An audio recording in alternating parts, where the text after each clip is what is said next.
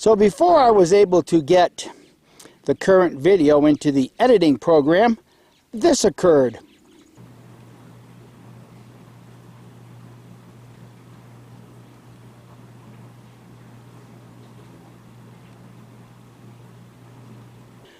So when I get the rest of the video edited and get most of the shakiness out of it, I will re-upload it to this channel, and you can see what I enjoyed for quite a while. Now on to the regularly scheduled video.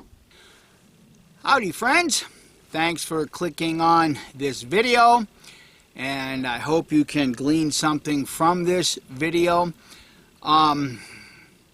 First of all, I just want to state to Mike Bellevue, to the channel Duelist1954, sorry to hear about your issues with the townships where you live in Pennsylvania, and wasn't able to donate much, but this channel was able to donate some, and I was very happy to see, even this very morning, that you've got $53,000 to work with. So I hope that you will be completely successful, and I think it was you that said if they could do it to you, they can do it to any one of us.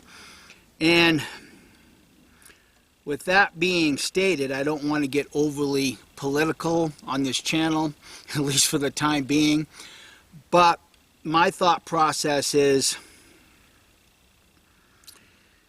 the only way things are going to change is if conservatives get out and run for these offices and stop the over-control, over-regulating of government, even if it's a small township.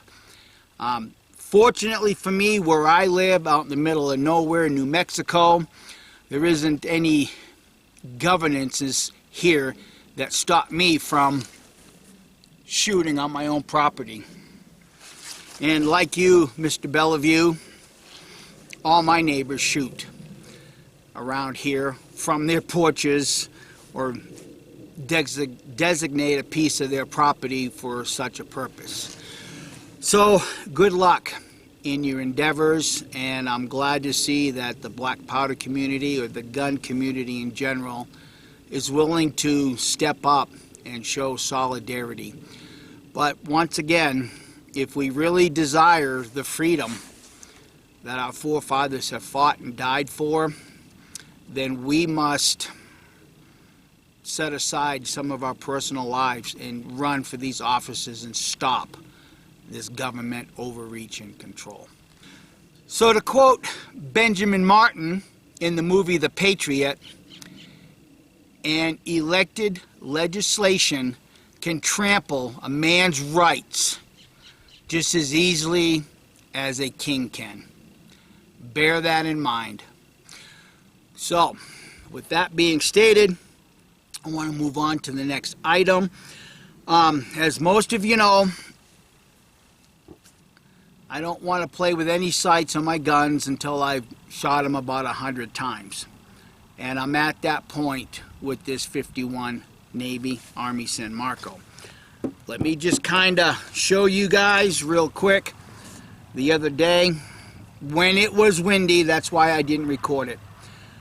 I feel after doing what I've done with this gun thus far, my windage is good enough for me, at least.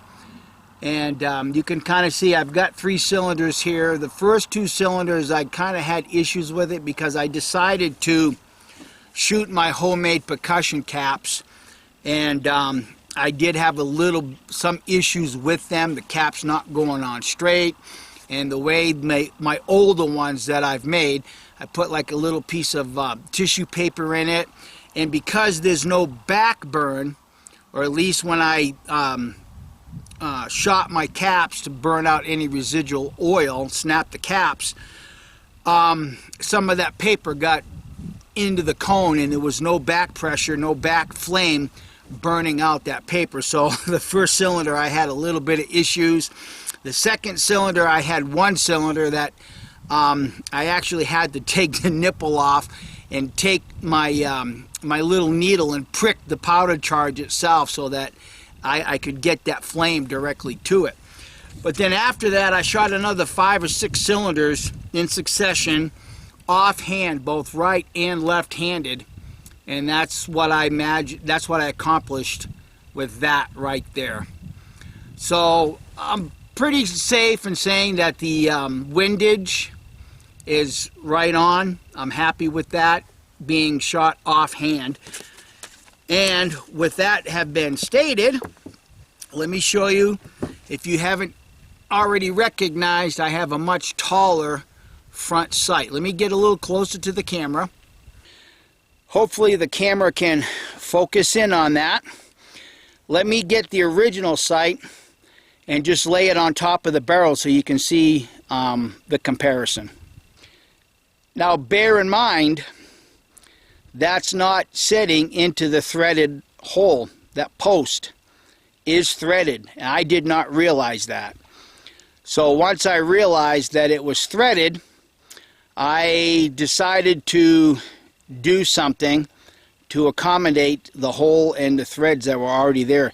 But if you take a look at the original post, you can see that there's a shoulder there and the threads. So let me show you what I did to make this new front sight. When I worked on the pheasant farm, we used to use these floats for the water system during the summer months in particular.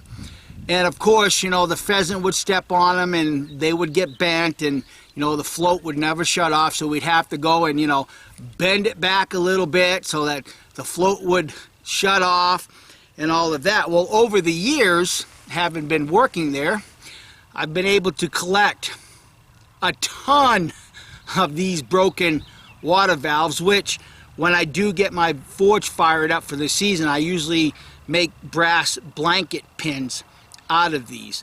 But lo and behold, it ended up being the same diameter as the factory front sight right at the shoulder as it sets on top of the gun barrel as it's, you know, when it's threaded in. So that shoulder has a very positive stop, and it happened to be the same size as what was in the front sight, the factory pin. So obviously, having an anvil and a hammer, I flattened out the pin, got it as straight as I could, and then I found another section that was pretty straight, and then I chucked this into my drill press. And then I just took a set of needle files. This was the test sample to see if I could do this. And so let me get closer and you'll see. So having this chucked in my drill press, I took my needle files and I just kept it in one spot until I was able to get this shoulder and my micrometer, my dial calipers. I knew that was going to happen. Stay tuned. So I found it, but I'm not going to put it back in my slippery fingers. But anyhow, I was able to cut a shoulder. Now, with my tap and die set, the threads that are on the factory site, from the best I could tell, was a 44 thread count. And the smallest die that I had, which ended up being the same size as what this ended up being, but it only had a 40 thread cut. So I actually made this portion up to the shoulder long enough for me to get some good threads cut. And then once I got the threads cut, I reinserted it, and then I took my needle file and I just filed on the bottom of it as it spun till I got the right depth so that when I threaded it in, it stopped right at the top of the gun barrel. And then at that point, I took another needle file and I actually pivoted it in to where the height is on this sight right here. So obviously you can see it's a lot taller, and I'm ready to sight it in and get the elevation to what I want at about 16 yards.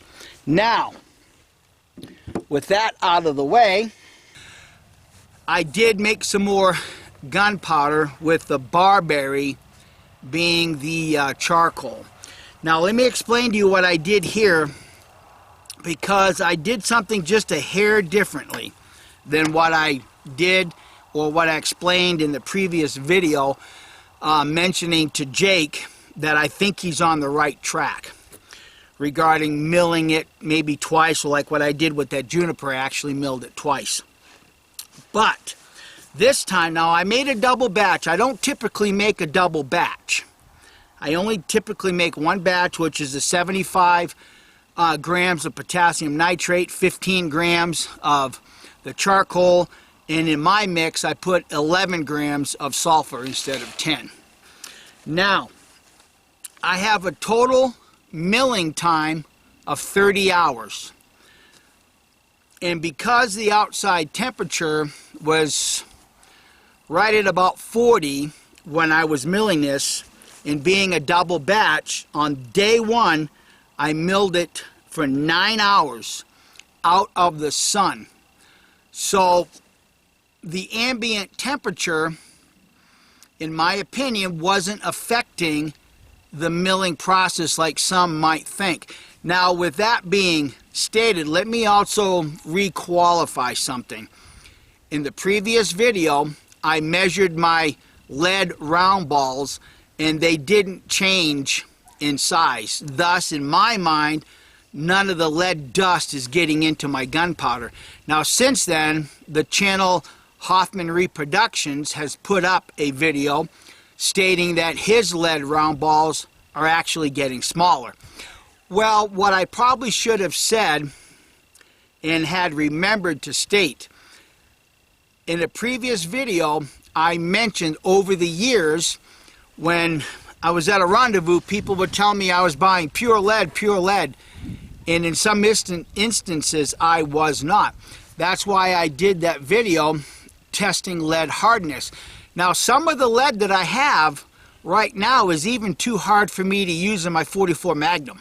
Okay, what I made my round balls out of was 60-40 lead, which means for every 60 pounds of lead, 40 pounds of tin is added to the lead to make the lead hard. Now, since I have no use for 60-40 lead, that's what I made all my round balls out of, and perhaps that's the reason why my lead balls are not shrinking in size, because I'm not using pure lead. I'm using 60-40 lead, and that's what I'm using to tumble. So that may make a difference. Now, getting back to my tumbling time, okay, on the first day, let me just better explain this. On the first day, I tumbled at 9 hours. At the end of the day, shut the mill off, took the lid off, and none of the gunpowder was compacting on the bottom of my rubber container. The second day, once again, 40 degrees, kept it out of the sun. I'd let it mill for 13 hours. At that point, the end of the day, took the lid off, and it was just beginning to compact on the bottom. Now, on the third day, after about 2 hours, here's the difference. The daytime temperature got up to about, it was supposed to get up to about 50. And it was sunny, breezy, windy, yes. But what I did is I moved the mill into the sun. And that sun hitting that black rubber warmed the container up more than the previous 2 days. After the first hour of this tumbler sitting in the sun, that gunpowder really started compacting on the bottom. So what I did is every hour for 8 hours, I stopped it at the hour, opened the lid, and mixed it all up. Put it back on the tumbler. The next hour, stopped it, and about half of it was compacted, like we would normally see once the gunpowder is getting done. Opened the lid, stirred it up, put it on for another hour, and I did that for 8 hours. But it was in the sun. So my thought is having your ball mill in the sun and letting that sun warm up that black rubber, creating some heat on the inside that's allowing your gunpowder to compact sooner than it should be. I don't know. I'm just throwing this out there for now, but it's interesting to note that from what I had done with this particular batch of barberry gunpowder, that when that mill was in the sun, and when I stopped it at every hour, you could physically feel how warm that rubber was, which obviously that heat would transfer to the inside of the mill. And maybe that might be part of the reason why some are saying you're getting some of that rubber dust into the gunpowder. I don't know. I'm just explaining to you what my recent experience was, and maybe that's the reason why the previous year, when I was milling all of my gunpowder, I had it outside in the sun, you know, just in case it goes boom, nothing's going to be affected by it. I don't know. But anyhow, I've got my double batch of barberry that's been milled for 30 hours. I have purchased a chronograph. When it gets nicer, you can probably hear maybe, breeze is starting to pick up right now. So with all of that mumbo jumbo being stated, I'm hoping to get out here this next week or two. As most of us know, California is getting inundated with some horrible weather. Well, New Mexico, and because of the jet stream that dips down over New Mexico this time of year, we get a lot of wind.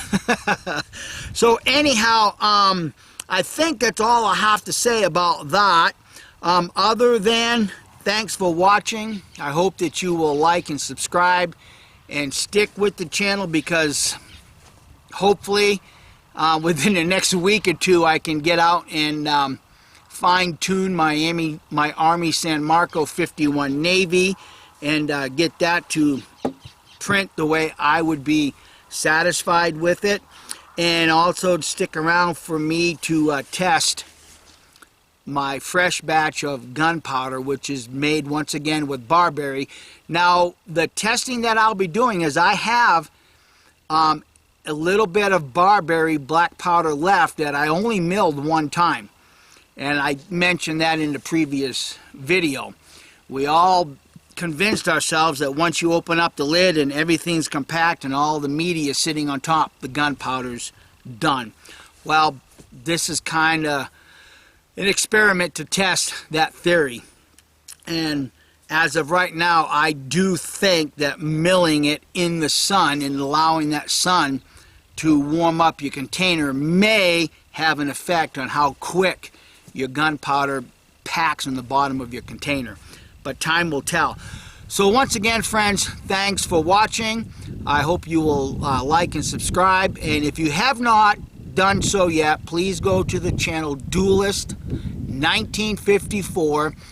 Click on the link below to the GoFundMe, and if you can, be kind and donate a little bit, because we need to stand together against these anti-gunners, and not so much the anti-gunners as it is the controllers. Because, well, it's like the good book says, man has dominated man to his injury. And unfortunately, humankind does not know how to break that vicious cycle of man dominating man. So we end up having to deal with situations like this. And if you can, and your circumstances in life permits, please run for some of your city councils and some of your city seats and your school boards and shut this nonsense down. Have a great day. Bye.